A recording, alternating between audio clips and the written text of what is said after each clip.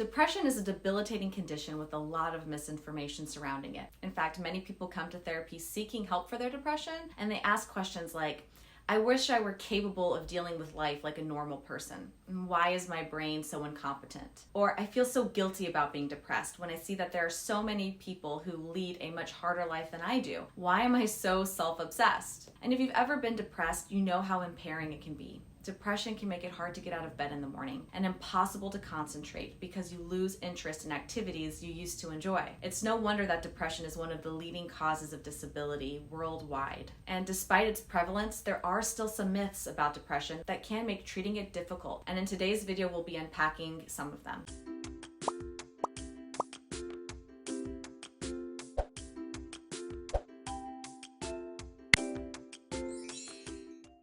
But first, if you're new to this channel, welcome. I'm Jordan Travers. I'm a licensed clinical psychotherapist and the clinical director of Awake Therapy. If you're interested in learning more about Awake Therapy, you can click on the link in the description. And if you're in need of psychological or emotional support, feel free to book an initial consultation with one of our therapists by visiting our website at www.awaketherapy.me. Okay, so let's get right into it. Myth number 1, depression is all about brain chemistry.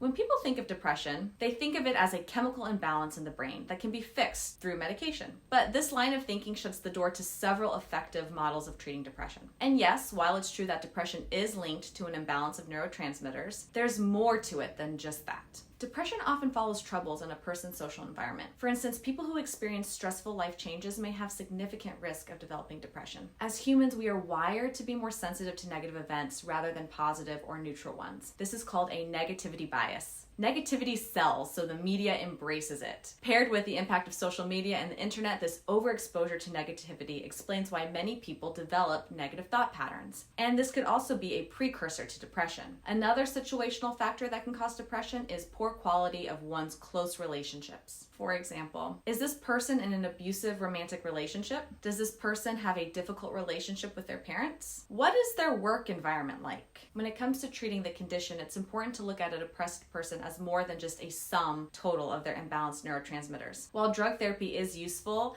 combining it with psychotherapy usually leads to the best results. Myth number 2, depressed people want to self-isolate. Yes, depressed people tend to isolate themselves. They often don't show up to work, neglect their personal hygiene, or ignore their friends and family. But what we must understand is that they have a mental health condition that makes it difficult for them to connect with a society as a healthy person would. It's not that they've decided to check out of society. Rather, their depression can make it appear to others and themselves as though they have.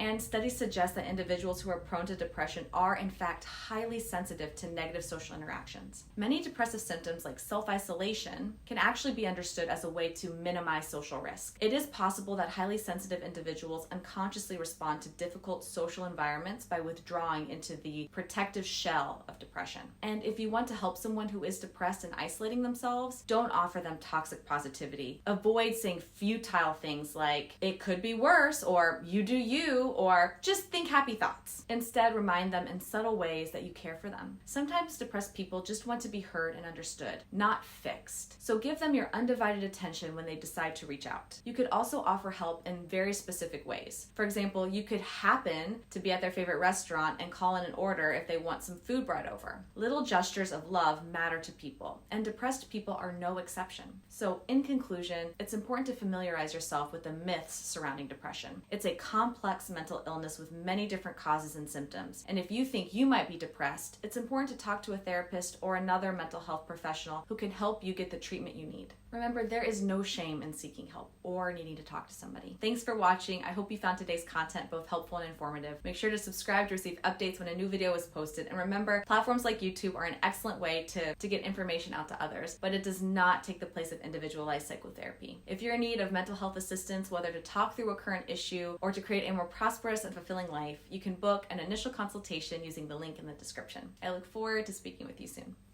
Bye.